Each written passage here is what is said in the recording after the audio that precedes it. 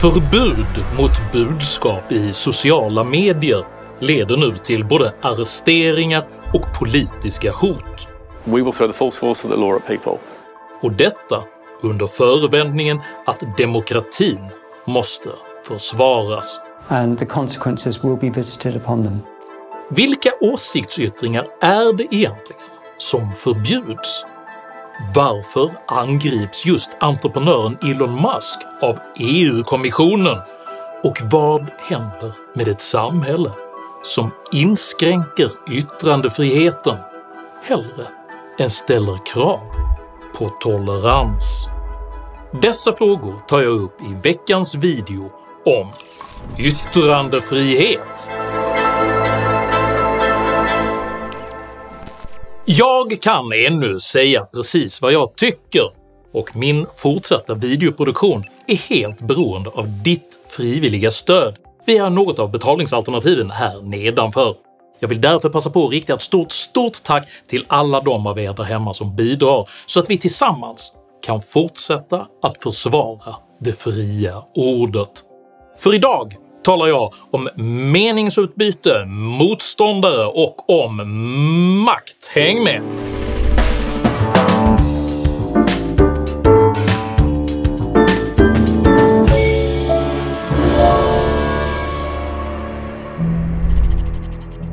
Den spanska inkvisitionen var en ideologisk och politisk institution som syftade till att upprätthålla den katolska kyrkans makt över Europa. Under förevändningen att kättare och politiska meningsmotståndare hotade det rättfärdiga samhället tog inkvisitionen till allt brutalare metoder, vilket ledde till omfattande förföljelse, censur och förtryck i hela Europa. På liknande sätt etablerar faktiskt Europa just nu ideologiska och politiska institutioner för att bekämpa åsikter och budskap som man uppfattar hotar det rättfärdiga samhället, vilket även i vår tid tar sig allt brutalare uttryck. Ett exempel på detta är hur sommarens kravaller i Storbritannien har drivit fram krav på att arrestera människor som anses ha skrivit förolämpande eller kränkande saker i sociala medier. Så här uttryckte sig till exempel Storbritanniens riksåklagare Stephen Parkinson i förra veckan. The offence of incitement to racial hatred involves publishing or distributing material which is insulting or abusive. Faktum är att engelska medborgare inte ens behöver ha skrivit något förolämpande själva för att arresteras, utan det räcker nu med att man delar någon annans inlägg. So if you retweet that, then you're republishing that and then potentially you're committing that offence. Riksåklagaren följer upp detta med en varning om att staten har specialtränade poliser som finkammar sociala medier efter olämpliga budskap, och avslutar det hela med hot om hårda konsekvenser för den som inte följer de nya reglerna. And we do have dedicated police officers who are scouring social media. Their job is to look for this material and the consequences will be visited upon them.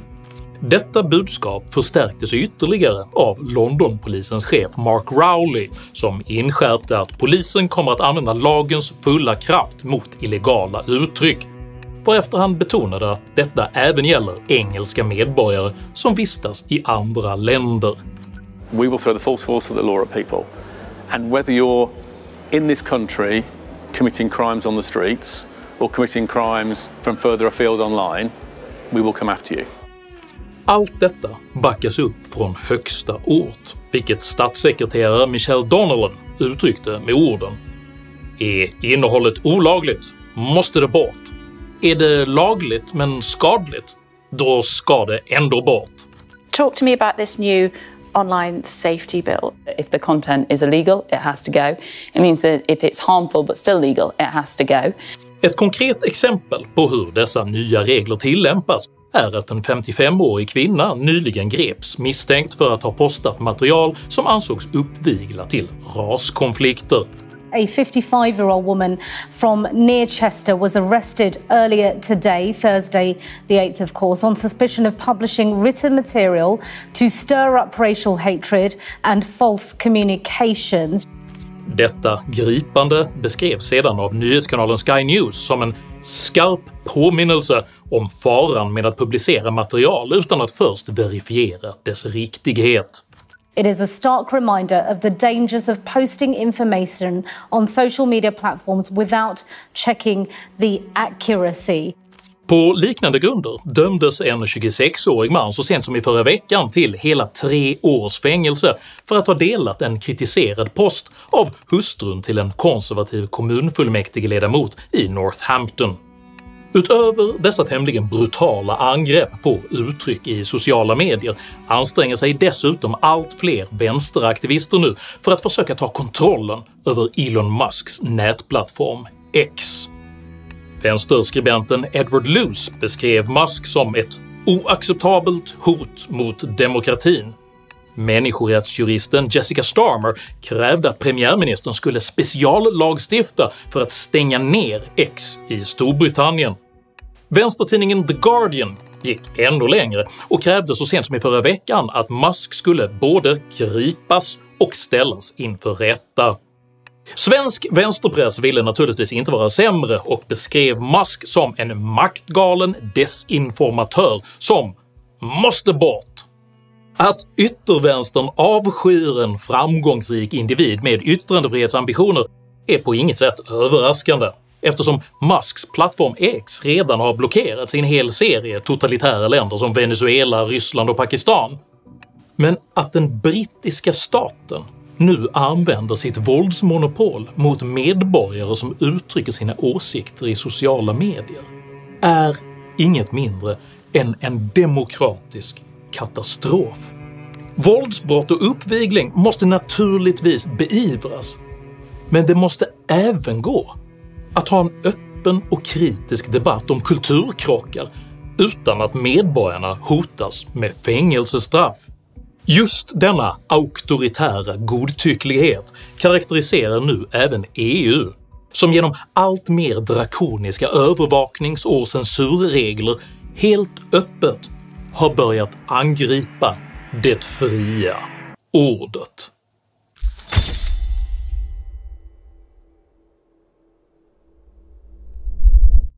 Så sent som för en månad sedan meddelade Elon Musk att Europakommissionen i hemlighet hade hotat att stämma hans sociala medieplattform X om han inte i tysthet började censurera oönskade budskap, vilket de andra nätbolagen sägs ha accepterat.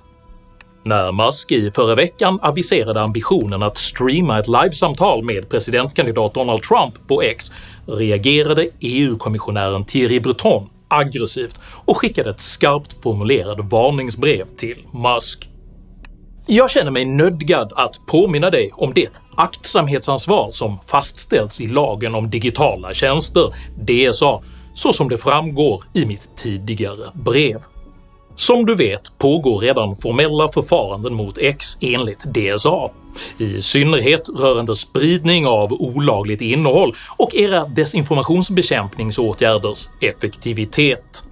Mina tjänstemän och jag kommer att vara extremt vaksamma på alla bevis som pekar på brott mot DSA och kommer inte att tveka att använda hela vår verktygslåda, inklusive nyttjandet av interimistiska åtgärder om det skulle vara nödvändigt för att skydda EU-medborgare från allvarlig skada. Musk bad med en karaktäristiskt syrlig meme EU-kommissionären att ta ett steg tillbaka och idka könsumgänge med sitt eget ansikte.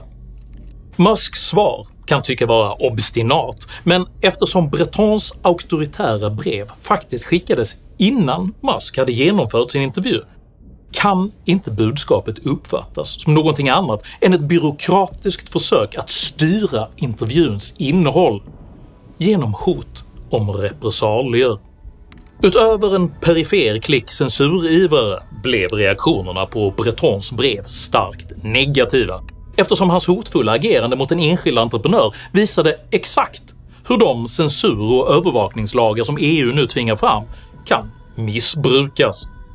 Som konsekvens backade EU-kommissionen från brevet och la istället hela ansvaret på Breton som person.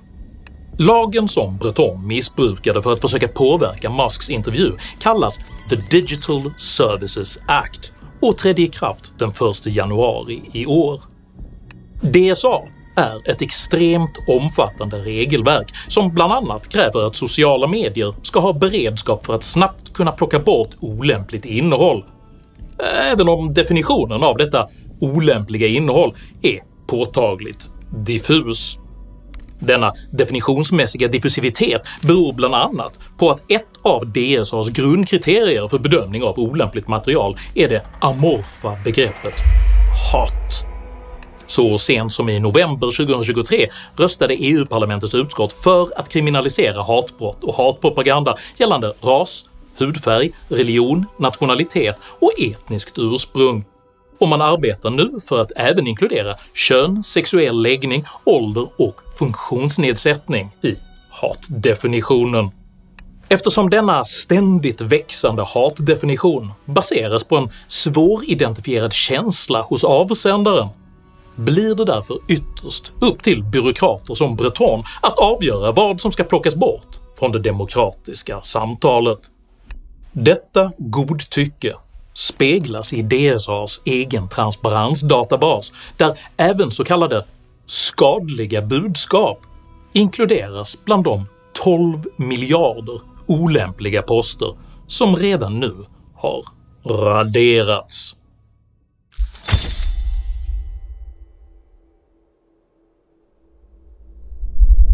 Det är uppenbart att Elon Musk då och då uttrycker ganska märkliga åsikter på X. Att han nyligen påstod att inbördeskrig i Storbritannien skulle vara oundvikligt är ett exempel på detta, men att posta knasiga samhällsanalyser eller satiriska memes är varken skadligt för EUs medborgare eller en uppmaning till våld.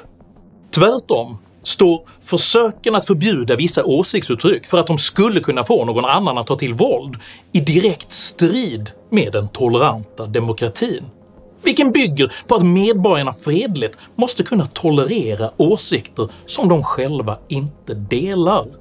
And free speech only matters, it's only relevant when it's someone you don't like saying something you don't like, because obviously speech that you like is, yes. That's easy. The thing about censorship is that, sure, for those who would advocate it, just remember at some point that will be turned on you.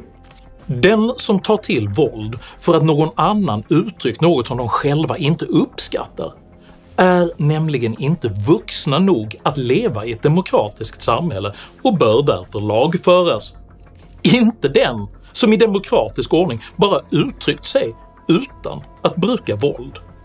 För den som vurmar för en stor och kontrollerande statsmakt kan det dock framstå frestande att försöka förbjuda alla åsikter man själv ogillar. Men då bortser man från det faktum att all makt som medborgarna avhänder sig till staten ytterst riskerar att vändas mot dem själva. För den som ogillar Elon Musk och anser att Thierry Bretons hotfulla brev därför var lämpligt måste även vara beredd på att en framtida EU-kommission kan använda samma befogenheter för att till exempel hota Greta Thunberg för skadlig klimatalarmism. Den som vill införa blasfemilagar och förbjuda koranbränningar måste även acceptera att en kommande regering kan använda samma befogenheter för att kräva särlagstiftning för kristna och skicka ut varningsbrev till queer-aktivister för deras skadliga hedonism. Och den som vill göra det olagligt att dela budskap med koppling till kravallerna i Storbritannien måste även acceptera att makthavare i framtiden på samma principiella grund i så fall också kan olagligförklara budskap från både Palestina-demonstrationer och kommande BLM-uppror. Det är helt enkelt omöjligt att förbjuda alla budskap som kan riskera att provocera någon och samtidigt fortsätta att vara en tolerant demokrati. De inskränkningar av yttrandefriheten som nu genomdrivs skyddar varken befolkningen eller demokratin, utan försvarar bara den rådande maktordningen på åsiktsmångfaldens bekostnad. Just denna åsiktshomogenitet karaktäriserar censurivrarna, Musk-kritikerna och Trump-hatarna och sammanfattades med närmast kirurgisk precision av de etablerade mediernas sura reaktioner på Musks Trump-intervju. USA Today kallade den en fullständig katastrof med en fascistnyfiken miljardär som gosar med högerdårar. The Guardian beskrev den som “Donald Trump svamlar och ljuger”, The New York Times såg den som 2 timmars svammel, Reuters satte rubriken “Svamlande Trump”, CNN betonade att intervjun var full av lögner, MSNBC beskrev den som ett misslyckande och The Washington Post ansåg att Musk ställde helt fel frågor. Kanske har dessa etablerade medier rätt i sitt unisona spyende av galla, men samtidigt har Musks intervju med Trump redan setts över 1 miljard gånger sedan den släpptes.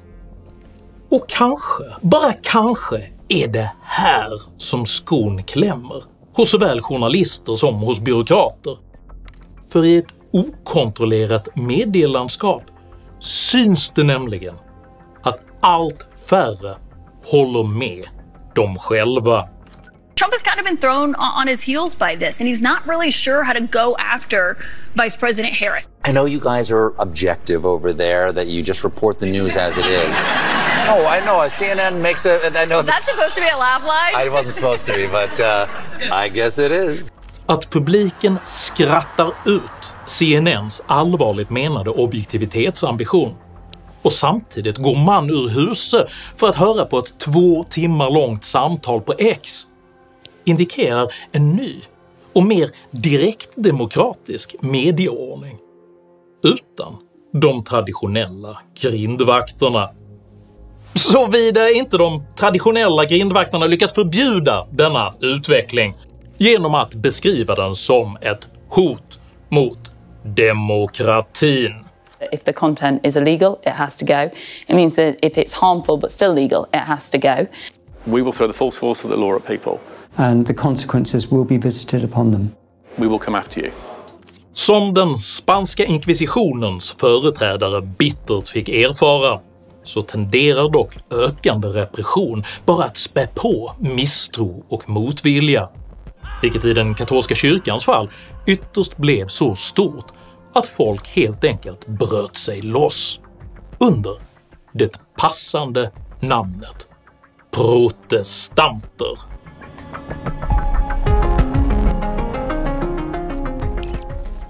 Om du uppskattade innehållet i denna video så hjälper det mycket om du delar den med dina vänner och kanske till och med stöttar mitt arbete via något av betalningsalternativen här nedanför. Dela även gärna med dig av dina egna åsikter och erfarenheter i kommentarsfältet här nedanför, men jag ber dig att alltid vara artig. Jag accepterar inte aggression, personpåhopp eller rasism i mina idédrivna kommentarsfält. Tack för att du som kommenterar respekterar detta. Jag heter Henrik Jönsson och jag ser inte yttrandefrihetsbegränsningar som ett skydd utan som ett hot. Tack för mig och tack för att du har lyssnat.